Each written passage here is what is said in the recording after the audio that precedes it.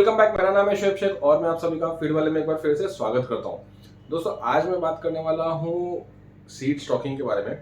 जो मछलियों के बच्चे खरीद के हम लोग जो मछलियों के बच्चे अपने तालाब में स्टॉक करते हैं ना, उसके बारे में आज मैं आप लोगों को कुछ इंपॉर्टेंट टिप्स एंड ट्रिक्स बताने वाला हूँ और कुछ ऐसी इन्फॉर्मेशन बताने वाला हूँ, क्योंकि देखिए, ये जो टॉपिक होता है ना, सीड्स डालने का और नए बच्चे लाके अपने तालाब में स्टॉक करने का, ये बहुत ही इम्पोर्टेंट और मतलब ध्यान रखने वाला प्रोसेस होता है। अगर यहाँ पर आपने अच्छे से ध्यान नहीं रखा ना, तो इसमें जो प्रॉफिट आपको, जो पूरे कल्चर में जो प्रॉफिट होने वाला है या लॉस होने वाला है, इसका फैसला यहीं पे हो जाता है सीड स्टॉकिंग के टाइम पे। तो इसीलिए आज आप इस वीडियो को पूरी तरह देखिए और अपने फ्रेंड्स और रिलेटिव्स के साथ, जो लोग फिश फार्मिंग करते हैं या करना चाहते हैं, उनके साथ शेयर कीजिए, क्योंकि मैं आज आप लोगों को बहुत इंपॉर्टेंट बातें बताने वाला हूँ जो आपको हमेशा ध्यान में रखना चाहिए। अब जब सीड स्टॉकिंग की बात आती है, तो सबसे पहले सवाल ये उठता है कि हम सीड कहाँ से ले, किस डीलर से ले, कैसे सिलेक्ट करें डीलर को।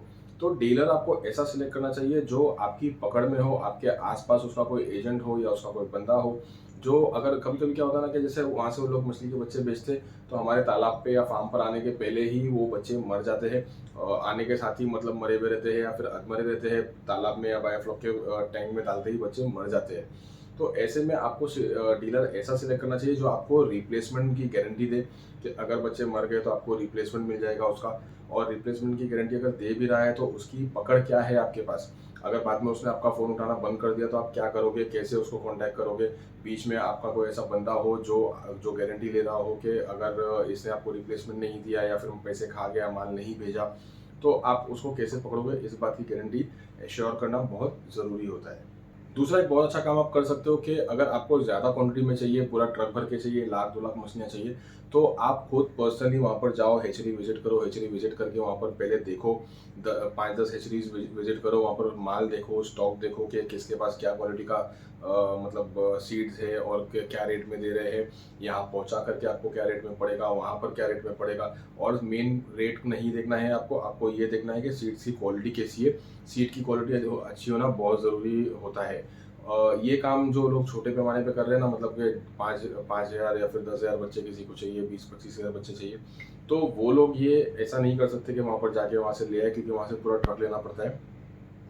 तो ऐसे में आप लोग एक ग्रुप बना सकते हो। एक ग्रुप बना के 4-5 लोग मिल के एक पूरा ट्रक लेके आप यहाँ पर सीड स्टॉकिंग कर सकते हो। सबसे बेस्ट होता है, वहाँ पर जाके देखने में बहुत फ़र्क पड़ता है।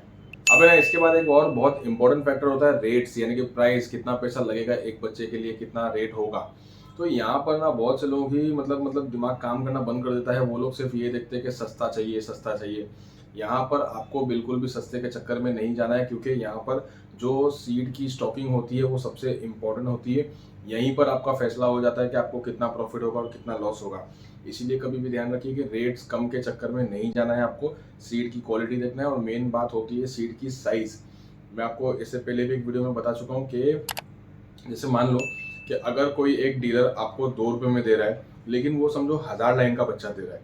तो और दूसरा जो एक डीलर होता है, वो डीलर आपको 2 रुपए 20 पैसे में देगा, लेकिन समझो अगर 500 लाइन का बच्चा देगा या 400 लाइन का बच्चा देगा, तो वो आपके लिए बेहतर होगा। भले आप 20 पैसा एक्स्ट्रा पे कर रहे हो, या फिर अगर हो सकता है ₹2.5 का भी हो, तो ₹2.5 में भी अगर पड़ रहा है, तो वो आपके लिए बेहतर है, क्योंकि वो बड़ा है, वो स्ट्रॉन्ग है और उसको आप इज़िली हैंडल कर पाओगे।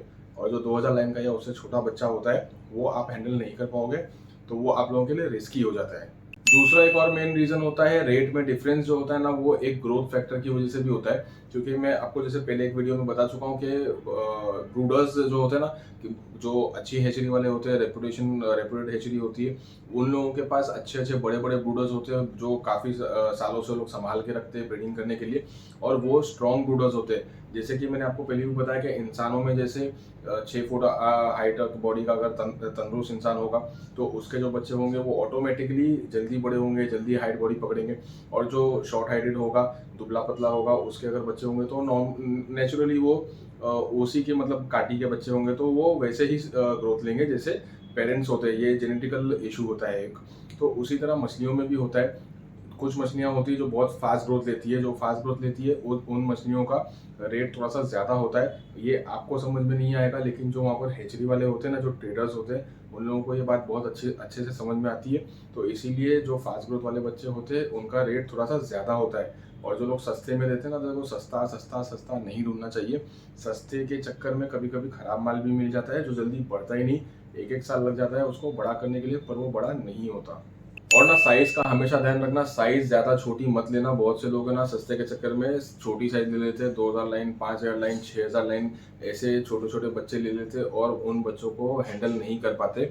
मैं खुद भी एक बार ऐसी बहुत बड़ी गलती कर चुका हूँ। लगभग मेरे ख्याल से 2008 की बात है।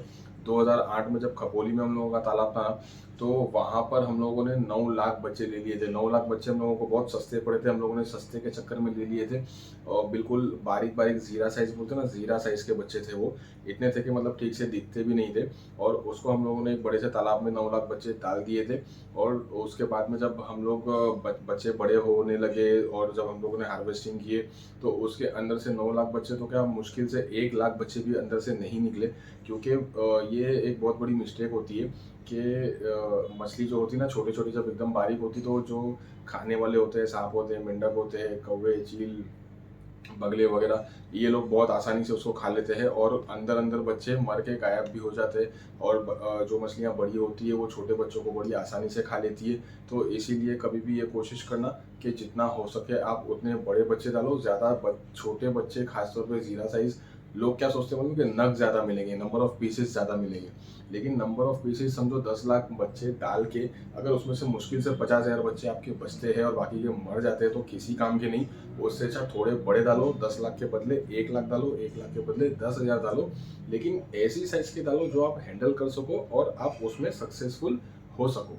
अब इसके बाद है ना, बात आती है स्टॉकिंग डेंसिटी की। स्टॉकिंग डेंसिटी का मतलब ये होता है कि एक तालाब में कितनी कैपेसिटी है और आपको कितना बच्चा उसमें डालना चाहिए लास्ट हार्वेस्टिंग करने तक के। तो यहाँ पर ना एक बात मैं हमेशा देखता हूँ कि लोगों के पास है ना छोटे तालाब होते हैं और छोटे छोटे तालाबों में वो लोग 1-1 लाख, 2-2 लाख बच्चे डाल देते हैं। और उसके बाद में होता क्या है कि किसी को बढ़ने के लिए जगह नहीं होती। डेंसिटी बहुत ज़्यादा होने की वजह से मछलियाँ बढ़ नहीं पाती, क्योंकि मछलियों को बढ़ने के लिए जगह की ज़रूरत होती है। जितनी खुली खुली जगह होगी, जितनी ज़्यादा जगह होगी उन लोगों के पास, उतना वो लोग जल्दी बड़े होते हैं। और अगर आप हाई डेंसिटी पे करते हो, तो अभी आप कुछ लोग सोचेंगे कि मैंने खुद अपने वीडियोस में बताया छोटे से तालाब में 1-1 लाख मछली डालते हुए, तो उसका तरीका अलग होता है। जब एक छोटे से तालाब में आप 1 लाख बच्चे डालते हो, तो उसके बाद में 15-20 दिन के बाद में उसकी सॉर्टिंग करके उसको स्प्रेड किया जाता है। आसपास में 10 बड़े बड़े तालाब और होते हैं, जिसमें एक में से निकाल के दूसरे में डाला जाता है, दूसरे में से निकाल के तीसरे में डाला जाता है। इस तरह उसको स्प्रेड किया जाता है। लेकिन अगर आपके पास कम तालाब है या एक ही तालाब है, तो आप पहले ये देखो कि आपके तालाब की कैपेसिटी कितनी है। अगर आपके तालाब की कैपेसिटी 10,000 बच्चों की है, तो 1 लाख बच्चे डालने की गलती कभी भी मत करना, क्योंकि फिर वो बढ़ेंगे नहीं और आप परेशान हो जाओगे। एक और सबसे इम्पोर्टेंट बात मैं आप लोगों को यहाँ पे बताना चाहूँगा कि पहले अपना बजट अच्छे से चेक करो कि आप कितना बजट और कितना फाइनेंस आप फंड्स अरेंज कर सकते हो। उसके बाद आप उतने बच्चे डालो, क्योंकि मैं ना हमेशा देखता हूँ कि लोगों के पास है ना 2-5 लाख भी नहीं होते और 1-1 लाख, 2-2 लाख बच्चे डाल देते हैं। देखिए, एक एक मछली को खिलाने के लिए ना बहुत पैसा लगता है। स्टार्ट में आपको कुछ रुपयों की ज़रूरत पड़ेगी, फिर उसके बाद में हज़ारों की ज़रूरत पड़ेगी और लास्ट में आपको लाखों की ज़रूरत पड़ेगी।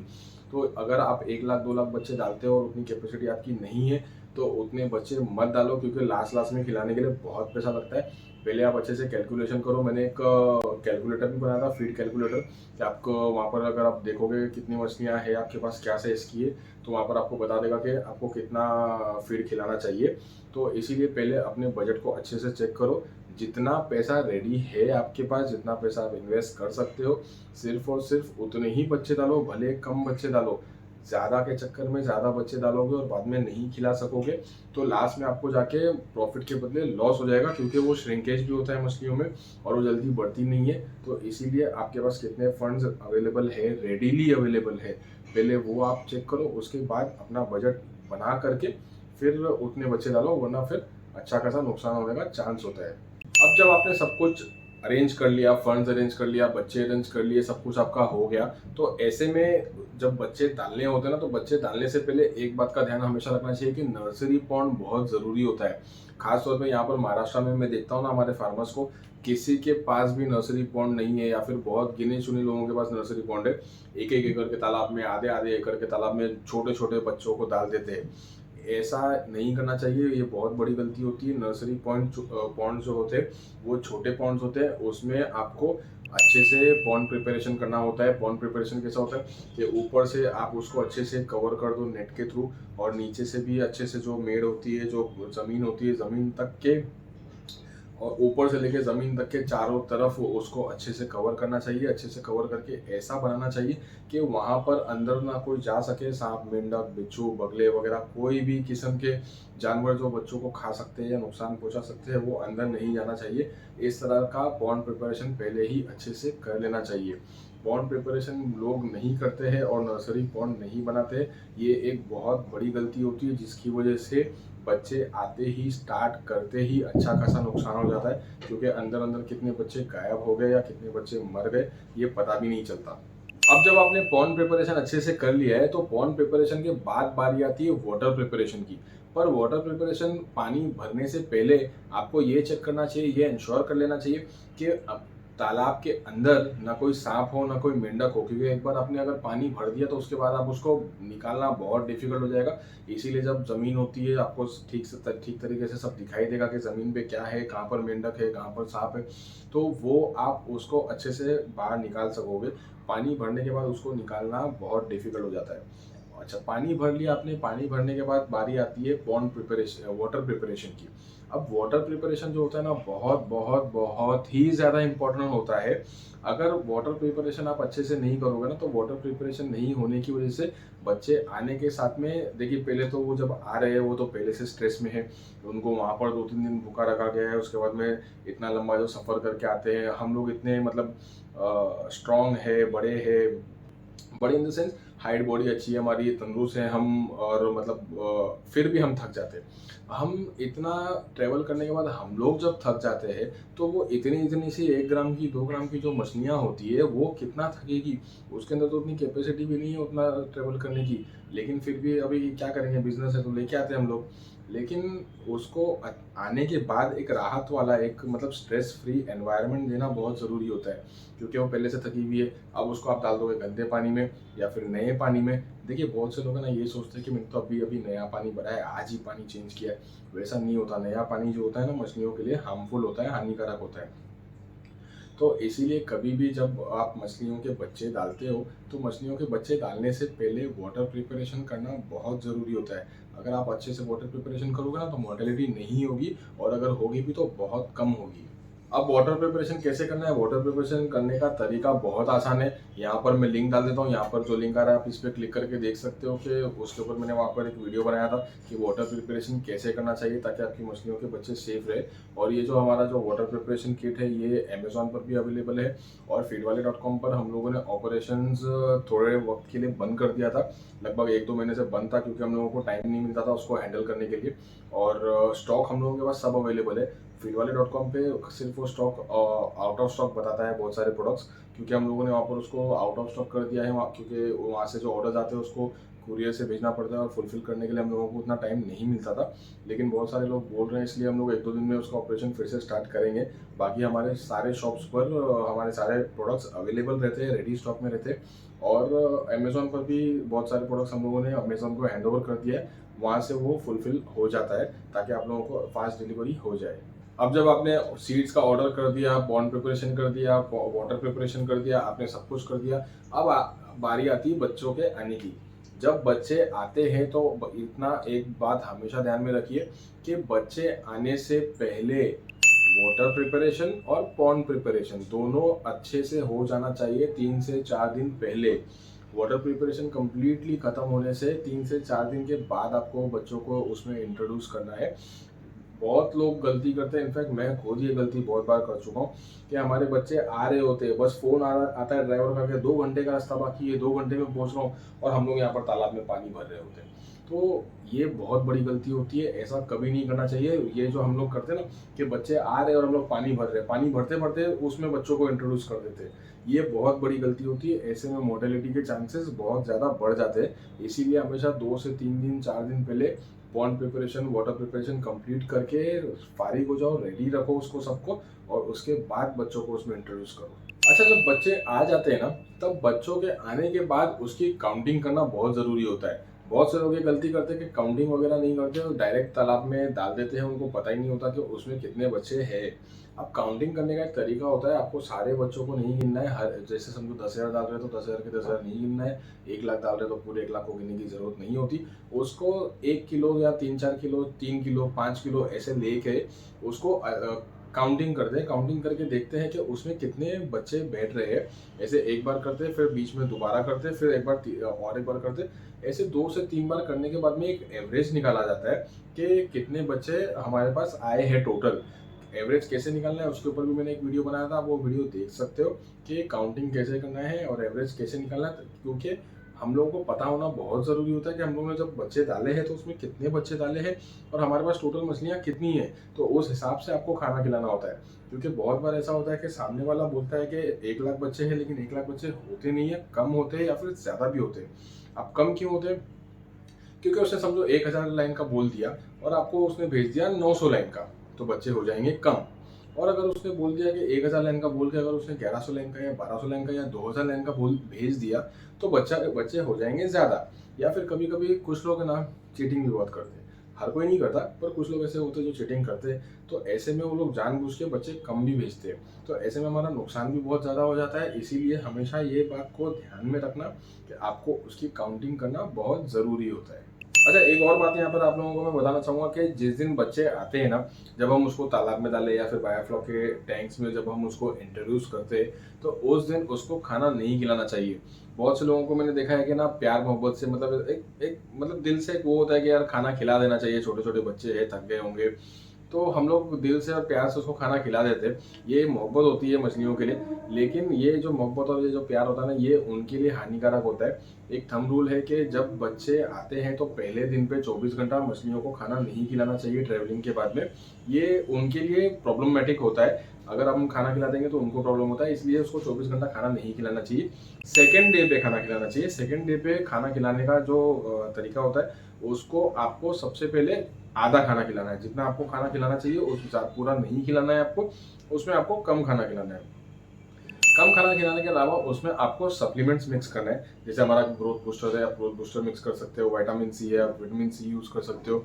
ऐसे आपको सप्लीमेंट्स उसमें मिक्स करना बहुत ज़रूरी होता है, क्योंकि वो काफ़ी स्ट्रेस में होते हैं और उनका स्ट्रेस रिलीज़ करना होता है। वो लोगों को ताकत की ज़रूरत होती है, क्योंकि 2-4 दिन उन लोगों ने कुछ खाया नहीं है, तो वो लोग इंटरनली वैसे ही छोटे-छोटे से होते हैं। क्या जान होगी उसमें, इतना सफ़र करके, इतना भूखा रह के वो इंटरनली और वीक हो जाते हैं। तो ऐसे में उनको ग्रोथ बूस्टर और विटामिन सी वगैरह ऐसे सप्लीमेंट्स देना बहुत ज़रूरी होता है। और इसके अलावा एक और बात होती है कि वहाँ पर जब हैचरी में जब बच्चे होते हैं ना, तो वहाँ पर उनको बहुत ज़्यादा सप्लीमेंट्स और बहुत ज़्यादा दवाइयों के ऊपर रखा जाता है, क्योंकि उनको बहुत फास्ट बड़ा करना होता है। उनको जल्दी-जल्दी बड़ा करके जल्दी-जल्दी बेच के जल्दी-जल्दी पैसे कमाना होता है। इसीलिए वहाँ पर बहुत सारे सप्लीमेंट्स और दवाइयों का इस्तेमाल किया जाता है, छोटे-छोटे बच्चों को जल्दी-जल्दी बड़ा करने के लिए। तो वहाँ पर जब उनको एक्स्ट्रा एनर्जी मिल रही है, अच्छा पानी मिल रहा है, वहाँ पर एनवायरनमेंट बहुत साफ-सुथरा होता है। हमारे तालाबों के जैसा नहीं होता। हमारे तालाब बहुत गंदे होते हैं, मैं देखता हूँ ना। मैं किसी की बुराई नहीं कर रहा, लेकिन ये एक फैक्ट है कि वहाँ का पानी बहुत अच्छा होता है, वहाँ के फार्म्स बहुत अच्छे होते हैं और यहाँ पे जो पानी होता है वो ठीक नहीं होता, वाटर प्रिपरेशन तक ठीक से नहीं करते, तालाब गंदे होते। तो ऐसे में एक अच्छी जगह से उनको उठा करके एक गंदे पानी में और गंदे तालाब में डाल दिया जाता है, जहाँ पर उनको मतलब उनकी तबीयत और बिगड़ने का चांस होता है। तो इसीलिए आने के 1 से 2 दिन बाद या 3 दिन बाद मोर्टेलिटी स्टार्ट हो जाती है, क्योंकि बच्चे वहाँ से अच्छी जगह से आके ऐसे पानी में चले जाते हैं और प्लस उनको सप्लीमेंट्स बंद हो जाता है, उनकी दवाइयाँ बंद हो जाती है, जिसकी वजह से वीक होके, बीमार होके, इन्फेक्टेड होके वो मरना स्टार्ट हो जाते हैं।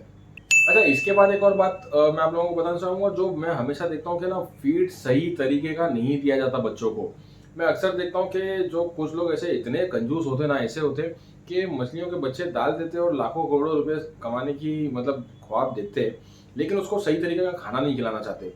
जब बच्चे छोटे हैं ना, 1000 लाइन के हो, 2000 लाइन के हो, 3000 लाइन के हो, जितने छोटे बच्चे हो, तो उसको क्रम्बल खिलाना चाहिए। अब क्रम्बल में भी ना बहुत अलग-अलग किस्म की क्वालिटी होती है। अब क्वालिटी कैसी होती है, मैंने एक वीडियो बनाया था, मैं यहाँ पर उसका लिंक डाल देता हूँ, आप लोग वो देख सकते हो। एक मैंने आप लोगों को दिखाया था कि क्रम्बल की क्वालिटी में कितना फ़र्क होता है। एक कंपनी का क्रम्बल होता है जो ₹40 का होता है, एक कंपनी का क्रम्बल होता है जो 60 रुपये का होता है, एक कंपनी का क्रम्बल होता है जो 100 रुपये का होता है। लेकिन दोनों की क्वालिटी में कितना फ़र्क होता है। जो 40 रुपये वाला जो क्रम्बल होता है ना, वो पानी की क्वालिटी को ख़राब कर देता है, उसको बिगाड़ देता है, और जिसकी वजह से मछलियाँ मरने लग जाती है। जो छोटे-छोटे बच्चे रहते हैं वो पानी को इतना बिगाड़ देता है ना कि वो छोटे-छोटे बच्चों का उसमें दम घुटता है, दम घुट के वो लोग मरने लग जाते हैं। तो सस्ते के चक्कर में नहीं जाना चाहिए, हमेशा अच्छी क्वालिटी का खिलाना चाहिए। अच्छी क्वालिटी का अगर आप क्रम्बल खिलाओगे ना, तो उसमें पानी का खराब नहीं होगा। पानी खराब नहीं होगा तो बच्चों का दम नहीं घुटेगा, वो लोग सेफ रहेंगे और जल्दी-जल्दी बड़े होंगे। और अगर आपके पास समझो 1000 लाइन का बच्चा है, 700-800 लाइन का बच्चा है, 500 लाइन का बच्चा है, तो आपको उसको 0.8 mm या फिर 1 mm खिलाना चाहिए। और जब उससे थोड़ा और बड़ा हो जाए तो आपको उसको 2 mm खिलाना चाहिए। लेकिन मैं यहाँ पर हमेशा देखता हूँ ना कि कुछ लोग पैसे बचाने के चक्कर में ना 6 mm ले लेते हैं, 4 mm ले लेते हैं कि सस्ता पड़ेगा, और फिर उसको कूटते हैं, उसको कूट के पीस के ग्राइंड करके उसको मछलियों को खिलाते हैं, जो कि बहुत गलत तरीका होता है। वैसा आपको नहीं करना चाहिए। उसमें जो फार्मूला यूज़ होता है और क्रम्बल में और 0.8 mm में, 1 mm में, 2 mm में जो फार्मूला यूज़ होता है, जो प्रोटीन होता है, जो इंग्रेडिएंट्स होते हैं वो अलग होते हैं। तो जिसकी वजह से आपको बहुत फ़र्क पड़ता है। और जो कंपनी ने छोटे बच्चों के लिए बनाया है, आपको वो खिलाना चाहिए, ना कि अपना दिमाग चला करके आपको एक बड़ी साइज़ का 4 mm 6 mm का कूट के, पीस के या फिर ग्राइंड करके नहीं खिलाना चाहिए। तो हमेशा ध्यान में रखना कि जब छोटे हो तो उनके लिए जो फीड बना है आप उसी को इस्तेमाल करो। अब देखिए, मैं यहाँ पर ना किसी भी कंपनी को प्रमोट नहीं कर रहा हूँ, मैं सिर्फ ये बोल रहा हूँ किसी भी कंपनी का लो, लेकिन अच्छा फीड लो। अब जब बच्चों को तालाब में डाल दिया, उनको खाना खिलाना चालू कर दिया, तो ऐसे में बारी आती है उनका ध्यान रखने की। तो उनको रेगुलर बेसिस पे मॉनिटर करो। जब बच्चे छोटे रहते हैं ना, तो उनको रोज़ मॉनिटर करना बहुत ज़रूरी होता है, उनका ध्यान रखना बहुत ज़रूरी होता है। आस-पास के एनवायरनमेंट का ध्यान रखना बहुत ज़रूरी होता है, ख़ास तौर पे कि कोई उसको परेशान तो नहीं कर रहा, चील कौवे, बगले वगैरह उसको खा तो नहीं रहे, कोई प्रॉब्लम तो नहीं है, और खाना कितना दिया जा रहा है, वो बराबर खा रहे हैं या नहीं खा रहे, वो लोग बराबर से उनकी साइज़ इंक्रीज़ हो रही है नहीं हो रही है, आपको ग्रोथ दिख रहा है या नहीं दिख रहा है। बहुत सी चीज़ों को उसमें आपको मॉनिटर करते रहना बहुत ज़रूरी होता है। ऐसा नहीं होना चाहिए कि बस आपने बच्चे डाल दिए और लेबर के भरोसे उसको छोड़ के चले गए, बस अब 1 हफ्ते के बाद में आएँगे, देखेंगे और फिर चले जाएँगे। वैसा नहीं, छोटे बच्चों का ज़्यादा ध्यान रखना चाहिए और ज़्यादा ध्यान रखना पड़ेगा आपको। अगर आपको अच्छा प्रॉफ़िट कमाना है तो उनका ध्यान रखना बहुत ज़रूरी होता है। इसके बाद बात आती है उनकी डेली फीडिंग की। डेली फीडिंग के ऊपर ध्यान देना बहुत ज़रूरी होता है। आप जितना खाना खिला रहे हो, लास्ट तक आपको उतना खाना नहीं खिलाना है। खाने को धीरे-धीरे बढ़ाते रहना है। आपको कौन-सी मछली को कितना खाना खिलाना है, इसके ऊपर मैंने एक फीड कैलकुलेटर बनाया है, जो हमारी वेबसाइट पे फ्रीली अवेलेबल है। आप उसको यूज़ करके चेक कर सकते हो कि आपको कितना फीड खिलाना चाहिए।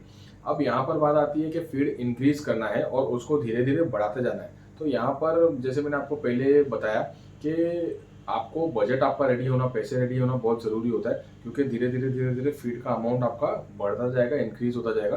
तो ऐसे में आपको अच्छे से उसको खिलाना बहुत ज़रूरी होता है। अगर आपने उसको अच्छे से नहीं खिलाया, तो लास्ट में जाके जो प्रॉफ़िट का आपने एक्सपेक्टेशन किए हो, जो सोचे हो कि मुझे इतने लाख का, इतने करोड़ का प्रॉफ़िट होगा, वो प्रॉफ़िट कैसे होगा अगर आप उसको अच्छे से नहीं खिलाओगे तो।